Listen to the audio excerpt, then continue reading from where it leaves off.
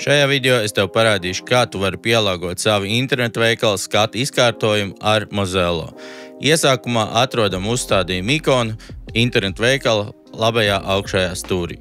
Spiežam uz uzstādījumu ikonas un atvērsies izvēle, kurā ir dažādas opcijas. Bet, lai nomainītu pašu katalogu izkārtojumu, spied uz pogas katalogu izkārtojums. Tad atvērsies izvēle, kurā tu vari izvēlēties pirmkārt, kur atrodas veikala kategorijas, tātad vai nu kreisajā pusē, vai augšā, vai labajā pusē. Un tad var izvēlēties, cik produktu būs vienā rindā. Šajā skatā ir iespējams izvēlēties vai nu 3 vai 4 produktus vienā rindā.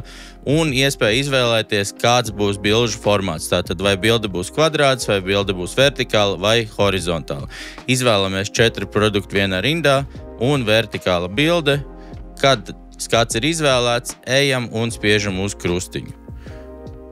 Un kā redzam, internetu veikals izkārtojums automātiski pielāgojās.